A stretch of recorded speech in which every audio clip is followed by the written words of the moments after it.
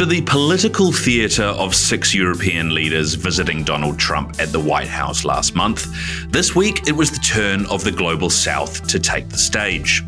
The leaders of countries like China, Russia, India, and Pakistan arrived in Tianjin, China for the Shanghai Cooperation Organization summit over the weekend. President Xi spoke of nothing less than creating a new global security and economic order.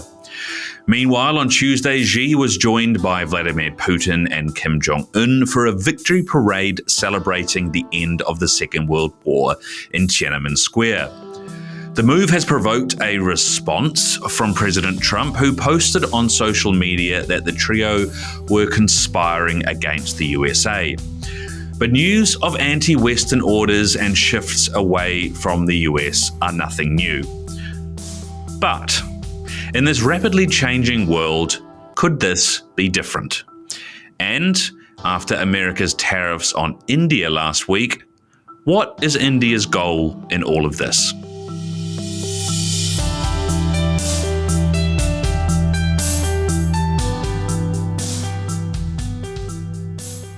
I'm Christian Smith. Welcome to this podcast from Geopolitical Futures, and welcome to Geopolitical Futures Chairman and Founder George Friedman. George, as always, good to have you on the podcast.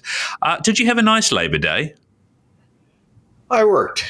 I'm finishing a book, and when you're finishing a book, you hate that book at this point, but I've got to get it into my publisher in 2 weeks, and there's a little left to go, so my Labor Day is labor. Well, thanks for making time for the podcast.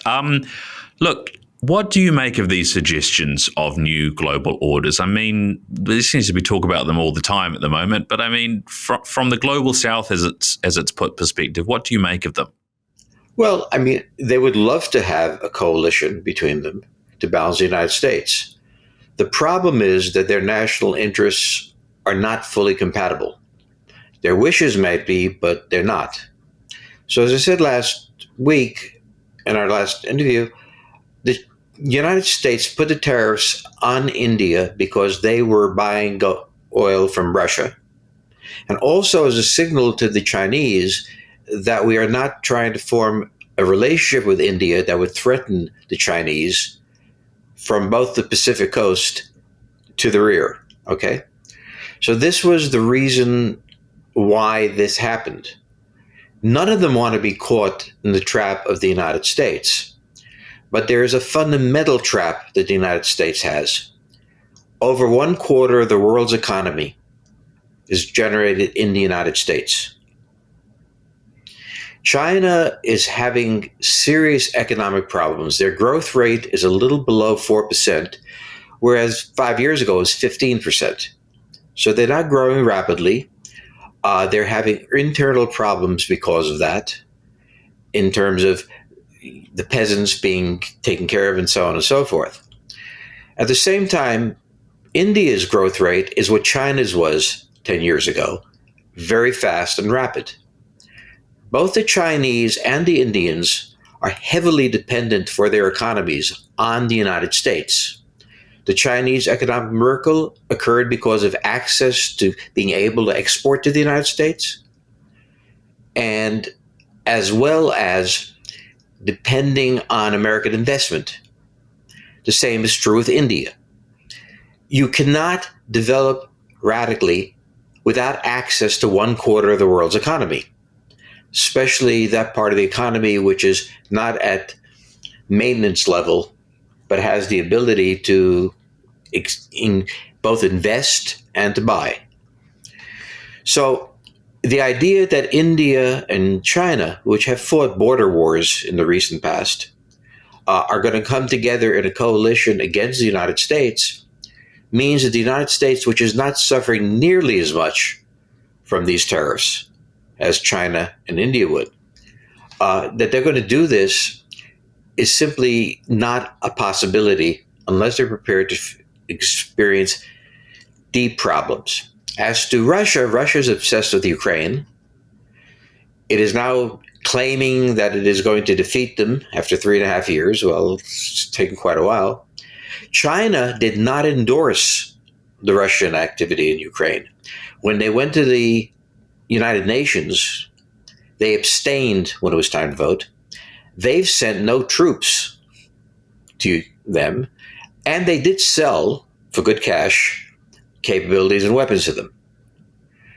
As for the Indians, they have to be worried about the Chinese, and they certainly don't want to get involved in the Russian war. So on the one hand, the Indians and the Chinese have economic relations with the United States they have to maintain, and they do not want to be caught in the Ukrainian war. Interestingly enough, North Korea, which also is involved in the Ukrainian war, they sent troops there. They were at this meeting as well. They were not part of the great alliance formation. So this is not a fraternity where you guys get together and have a good time, and if you're together, you're friends. These countries have interests, limits, imperatives, and they're not compatible, particularly economically or militarily, as to what Russia is doing. Therefore, the president's decision to feign concern is not much. You can't get what Russia wants. China and India are not going to get involved in the Ukrainian war. Russia cannot help them economically because their own economy is very weak. And neither India nor China can avoid their dependence on the nation that's over a quarter of the world's economy. I mean, let's stick with the economy for a moment, and let's just put to one side the question of whether or not these countries would actually get together for long enough to create some kind of economic anti-order or a trying to change the economic global order. Let's just look at, if they could, purely from an economic point of view. I mean, some of the things that have been discussed is this new pipeline coming from Russia to China over gas that's going to be seemingly quite enormous. Xi was talking about the SCO's mega scale market, which obviously, to be fair, it is very big, particularly when you've got the two largest countries by population. There's also talk about an SCO development bank, which is a sort of long-held aspiration that would create an alternative payment system circumventing the West. I mean, economically, could it happen? Could they sort of maneuver the West in terms of their economic power? Well, India and China are exporting countries. The Russian economy is not going to be able to export to support that kind of activity. When we talk about the power pipeline, first, somebody has to have money to invest in it. The Russians certainly are not in that position. Secondly, it's not going to be ready in under 6-7 years, so it has no immediate impact. These countries are facing current crises, the Russian a military one, the Indians and Chinese not sharing in that at all, but having economic crises that ultimately can only be satisfied with an accommodation with the United States for both of them. So the idea that somehow they can come together when India and China are truly competing in the export markets, no one wants to get involved with the Russian problem in this case. And they're setting up joint projects that even if they find the investment money, the Chinese can do that investment, will have no impact on anybody for years. And right now they have the problem. So when you have an alliance like the United States had with the Europeans, there was a common interest, blocking Russian advances. And that became a foundation of American policy, European policy. There is a common interest to block American power, but not a common capability and a common interest in how to do it. So it can look if they actually got together, that would be a substantial thing. But remember always that size of the economy of a country is not the only measure. Per capita GDP, divided among the various nations, the various people. Well, China, as I've said before, ranks number 2 economically. But in terms of per capita income, all that money divided among people, it ranks about 70. It's 70th. India, as well, is a country that's divided between different ethnic groups, different religions. And remember also that China armed Pakistan during the Indo-Pakistani War. So they have a lot of issues between them they have to settle. And the structure is such that Russia is in one world, China is an advanced industrial economy, India is in competition with it, trying to rise into that position. It's very hard to imagine how they collaborate. Enjoying the show? Take a moment to follow and rate us on your preferred podcast platform. For video versions of the show and much, much more, subscribe on YouTube. And as always, you can find expert geopolitical analysis at geopoliticalfutures.com. You mentioned sort of the motivations for Europe and America getting together, in large part in particular, to counter Russia during the Cold War. I mean, obviously lots of people consider as well that it wasn't just capitalism versus communism in that situation, but it was, sort of democracies and liberalism against authoritarianism. I mean, do you think that there's any role to play there in that sense? Do you think that in a similar vein, as some people talk about, apart from India, these are all authoritarian countries, or many of them are authoritarian light countries. Do you think that's relevant, or is it purely about sort of basic geopolitical interests? Well, there was an ideology. The ideology matched Soviet power. Soviet power and Russian interests, if you will, were the same. So that was a very different situation. Okay, it's interesting that one of the things about all these men, they're nationalists. Now the United States is nationalist. There is not an international nationalist system. So even though each of these countries are nationalists, they are strictly interested in their own interests, and they engage in relationships with other countries based on that. Whereas during the ideological part of the Cold War, there was a unity between the communist countries, actually not between China and Russia, they didn't like each other, but within the liberal democracies. Now, as nationalism rises, forgetting authoritarianism for the moment, as nationalism rises, there's a fragmentation of nations. They no longer engage in alliances because they're pursuing their own interests. So we had a very peculiar situation historically when two ideologies, liberal democracy and the Soviet Union and communism, confronted each other. Both of them had an internationalist dimension. Now that nationalism is back and many nationalist leaders, America first, Serbia first, whatever, okay? That doesn't make for coalitions. That makes a competition. So between India and China, there's an economic competition, and they have recently fought battles along their border. How do you reconcile that? And this is the problem. It was a very telling thing that they felt they had to get together and signal that they were united. How can India and China, competitors with each other, be united? How can they be united in a war they don't want to get into in the Ukraine? So when you talk about them appearing together, this did not plunge fear into the heart of Americans. It may have gotten Trump all upset for various reasons, but when you take a look at what constitutes an alliance, it's very hard to see how these countries collaborate. Well, it wouldn't be the first time that Trump has taken the bait and taken to social media over something he doesn't like.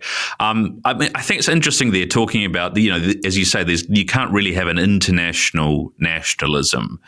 One of the things that China is clearly trying to project with this meeting, and it's clear that they're doing it because it's been all over the Western media, is that they're trying to position themselves as the sort of the stable choice, the representative of the post-war trade order, the multilateral option, compared to what many would call, or opponents would call, the sort of erratic trade policy of the current White House. I mean, is that actually real? Do you think that's actually legitimate, or is that just sort of wishful thinking? Well, China is a country that's an exporting country. It has vast amounts of exports, is growing at a low rate. As the exports decline, domestic consumption can't absorb this. And the countries that are around there. So the power of the United States in this situation is that being over 25% of the world's economy, they are the markets in which developing countries that are still focused on exports operate in. China right now has a major problem in its real estate problem. In China, people don't so much deposit money in the banks, they buy property. They live in the property, and that's their wealth. The real estate market there has been collapsing for several years. China can only generate the necessary income by exporting. It can't put together one quarter of the world to absorb the American because they're fragmented countries. They have very different interests, different places. And most of them are small countries and not able to absorb their exports. So China has this exporting problem. India is growing at a rate where it's competing on exports with China. And how do you reconcile these? And the Russians, their economy is entirely war-focused, and they're not interested in that. And the other two countries aren't interested in war. So you have to understand that where they would love to be together, and also China would love to be seen as a massive alternative to the United States as a leader, China is not in that position to be an importing country. So to be in that position, you have to be like the United States, creating economic dependencies on you. And China can't do that because it's still an exporting country. And so when you look at the details of it, it was a very good show. And now they're all going home. And Putin is going to be thinking about Ukraine. We already started talking about it there. The Chinese are going to be talking about how they're going to deal with the United States to get the Americans to open up to their exports. And the Indians are going to be saying, no, export from us. Remember, when this started with the tariffs, many companies, American companies, shifted to India for their production. So these two countries compete for investment, for technology, and also for markets.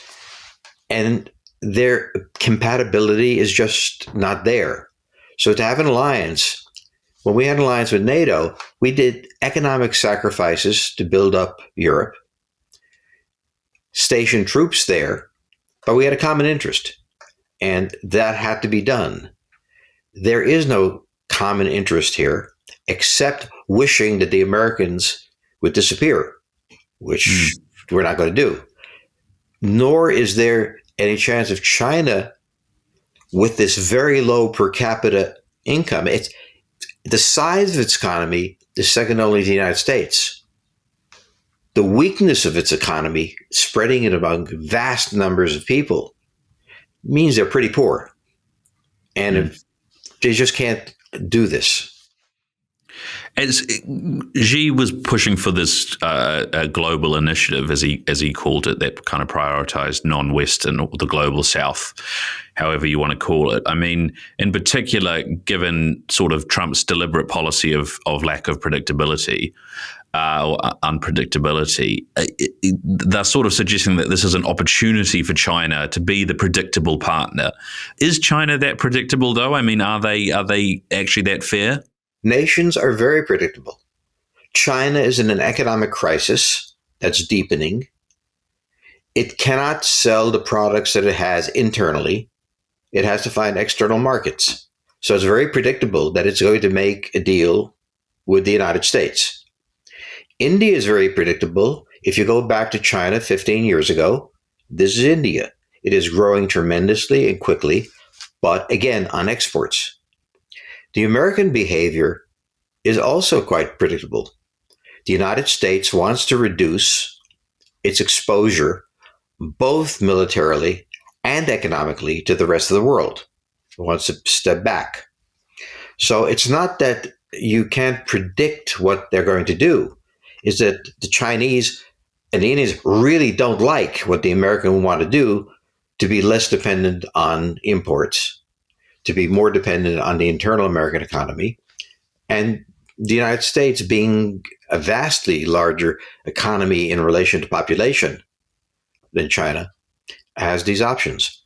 So when you look at nations, it's not that they have a whole bunch of choices and policies. They have to look at the reality in which they exist, what they need. What the United States needs is a enhancing of the internal American economy and being less dependent on potentially hostile countries like China. China needs markets to sell to. India also needs that. Hard to bring them together. Well, let's look at India in that sense. I mean, Narendra Modi, the Prime Minister, is obviously, he's sort of playing best friends, on the stage. He was holding hands with Putin, making friends with China. It's his first visit to China in 7 years. I mean, does he mean this shift? He's obviously sort of lashing out in some ways after the American tariffs. I mean, in some ways, and I don't want to make myself unpopular here, but it strikes me a little bit of like a jaded lover trying to make their ex-boyfriend or girlfriend jealous. What's his goal here? Is it to show America that he's got options, or is it to just see what those options are? Well, I think one of the things he wants to do, since the United States wants to reduce dependence on Chinese exports, but still needs exports from foreign countries, he would like the Americans to be doing in India what they did in China, investing a great deal of money, taking the imports from India. These two countries were sort of competitors, India trailing China, but very dynamic. So the point of getting together was getting together. And the point of the media is they confuse a conversation with an agreement. So the question is not, did they stand there and look loving and so on? Which they did. Which they did. And it was a very fine thing to do. Now then, what's the deal? And that's what an alliance is based on, a common interest. And the Indians, the Russians, and the Chinese do not have a common interest except really hating the United States at this point. That does not make a foreign policy. The economic reality, the military reality, these are the things that make it. And frankly, as Chinese are basically tilted to exports heavily rather than imports, they're not a market that China can get to, that India can get to, I should say. For the Indians, access to the American market is critical. They can't afford to break with the United States. China is not going to be buying their goods. So how does it continue growing as quickly as it is? So what I'm trying to say is that gestures is gestures. They're worth every penny you spend on them, nothing. And now the parade's over, everybody going home, and the only deal that was made was one with the Russians and the Chinese in terms of developing a pipeline. On the other hand, it ain't going to be ready for a whole lot of years. So nothing came out of it in that sense. I mean, speaking of gestures, it's quite interesting. I want to look at this parade in Tiananmen Square with China, Russia, and North Korea, the three leaders there. I mean, obviously it is in many ways a gesture, but then obviously often in some ways you can in international politics sort of read into legitimately who's at an event, who's not, where are they sitting, who says what. I think Xi said in his speech something about Taiwan, whereas 10 years ago when he did a speech at the same event, he said nothing about Taiwan because relations were good at that point. just from a general perspective, how can you read into that sort of thing? What do you look for when you're saying, oh, these gestures matter, but these ones don't? I look at what they're capable of doing, not what they intend to do or would like to do. In other words, you can sit, have talks, and everything else, all right? And you can have tensions with countries like the U.S. had tensions with the Europeans. But in the end, Europe had to have a relationship with the United States. The United States had to have a non-dangerous relationship with Europe. So you always have to think, as in a business deal, when two sides sit down and say, talk about a merger or talk about some sort of deal, the money's got to be there. The power's got to be there in the case of states, but the money as well as military and so on. So you can be very polite. You can show all sorts of closeness and everything else. But in the end, what's the deal? And when you can't find a deal in private business, you can play golf with the guy every weekend. It doesn't matter. You're not going to be able to pull off the merger. And so it's very important. And one of the bases of our methodology here is to disregard gestures, disregard anger, disregard love, disregard all the passions. In the same way as in business, you put these aside and you don't say, oh, these two guys got together in Vienna or something and say, oh, this is happening. You take a look at their needs, their imperatives, their capabilities, their limits, and so on. And that defines them. So you cannot decide you're just going to fly just because you have parakeets. You just can't do that. The gestures are intended for consumption. It's like raising in a poker game. You can't raise too much because they might call you. And that's a reality. I mean, let's look at this trio, Russia, North Korea, China. From a strategic and military perspective, what do you make of it?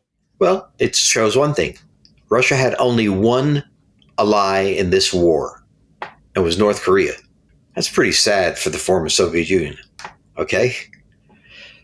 That they were invited to this thing, the Russians probably said, yeah, I'm going to let them show off. Okay? So it's a minor power.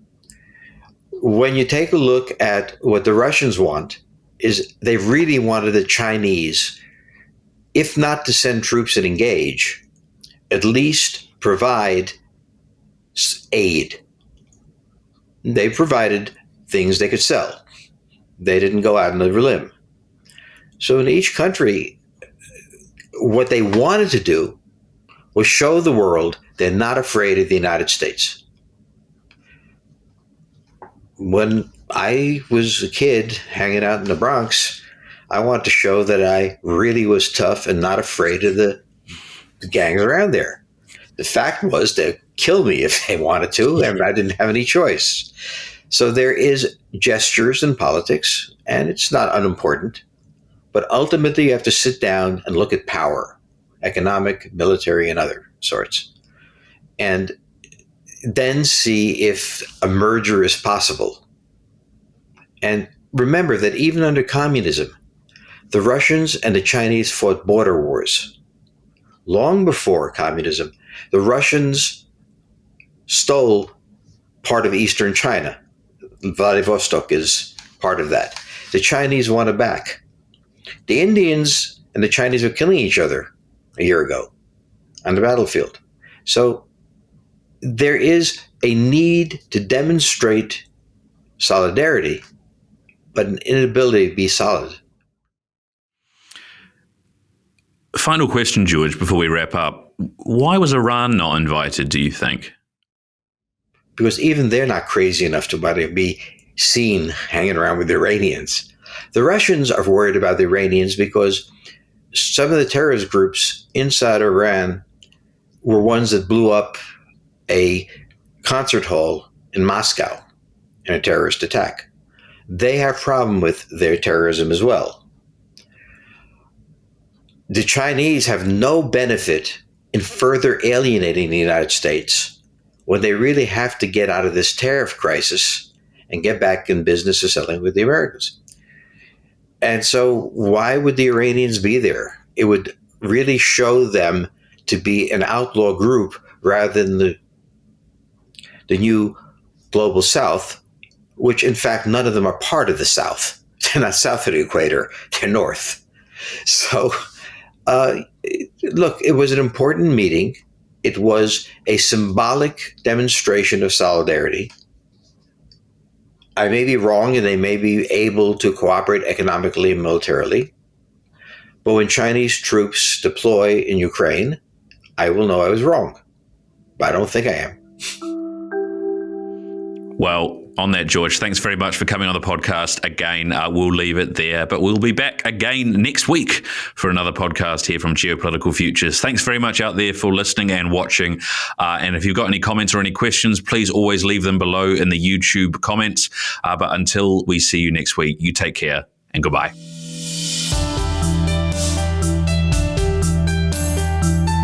Talking Geopolitics is brought to you by Geopolitical Futures, your source for geopolitical forecasting and analysis.